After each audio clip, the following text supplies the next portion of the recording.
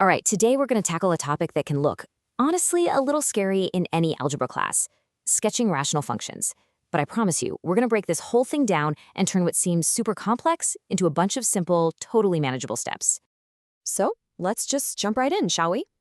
Picture this. You're sitting in class, maybe you're doing some homework, and you get hit with a problem that looks a little something like this. You've got this fraction, right? And there are polynomials in the numerator and the denominator. You see squared terms, negative signs, and your first thought might just be, whoa, where do I even begin with this thing? And you know what? That is a totally fair question. Staring at a function like that, it's easy to feel a little lost. Do you just start plugging in random points? Do you try to simplify it somehow? The good news is there is a path through this, a system. And that system, it's a checklist. Seriously, this checklist is going to be the hero of our story today.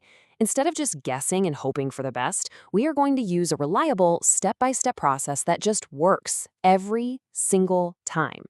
Think of it like your secret weapon. It takes this big, kind of scary-looking problem and just chops it up into these small, logical pieces.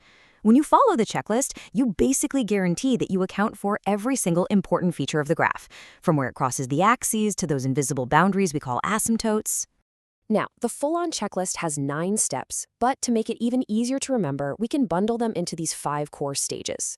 First, we're going to factor and simplify.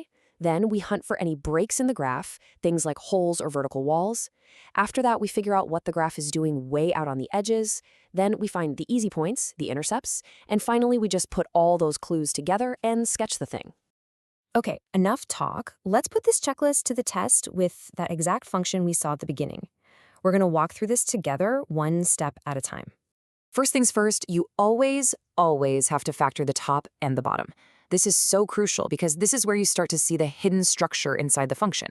The numerator, x squared minus 4, well, that's a classic difference of squares.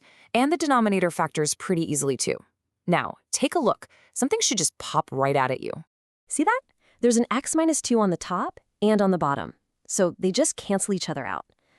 But, and this is super important, they don't just disappear without a trace. When a factor cancels like this, it creates a hole in the graph. It's a single, tiny point where the function doesn't technically exist. To find out exactly where that hole is, we just plug that x value, 2, into the simplified function. And that gives us a y value of 4/3. So what about that other piece that didn't cancel out? That x plus 1 that's left in the denominator? Well, that's our next big clue. Any factor left in the denominator after you simplify tells you where you have a vertical asymptote. In this case, at x equals -1. Think of it like an invisible electric fence on the graph. The curve is going to get really close to it, but it can never ever touch or cross it.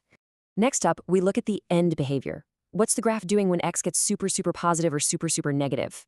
To figure that out, we look at the highest powers back in the original function. Here they were both x squared, so their degrees are equal. When that happens, as x gets huge, all those smaller terms, they basically become irrelevant. The function starts to act just like x squared divided by x squared. So all we have to do is divide their coefficients, which are both 1.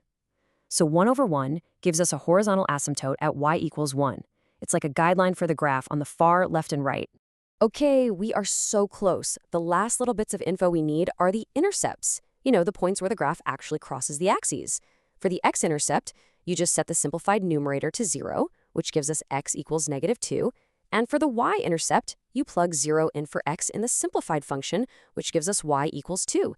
And just like that, we have collected all the clues we need to solve this puzzle. And this is the aha moment. This is where all our detective work pays off.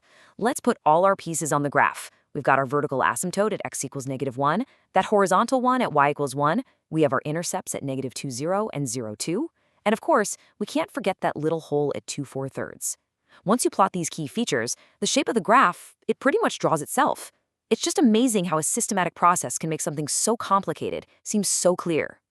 Now, before we call it a day, let's talk about the traps, the common mistakes. Because trust me, knowing what not to do is just as important as knowing what to do.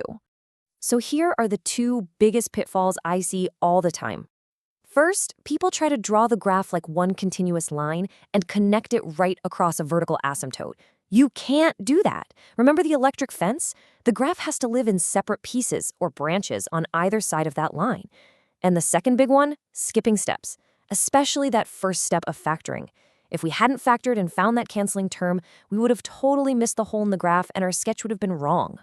So at this point, you might be thinking, okay, that's a cool math puzzle, but am I ever actually going to use this? And that is a fantastic question. This stuff isn't just an abstract exercise to make you sweat in algebra class. The truth is, these kinds of functions are quietly running the world all around us. They show up everywhere in science and engineering. They can model the resistance in an electrical circuit or predict how animal populations grow and then level off. And here's the thing, being able to sketch one by hand gives you this deep, intuitive feel for how things work, a kind of understanding that you just can't get by plugging it into a calculator and looking at the picture. So you see, the big takeaway here isn't just how to graph a weird-looking fraction. It's about the power of having a system. We took a problem that looked really messy and intimidating, we applied a clear, simple checklist, and we came out with a perfect answer. Which leaves us with one last thought. What other big, complicated problems, maybe in school or even in your life, could be tamed by a simple, step-by-step checklist?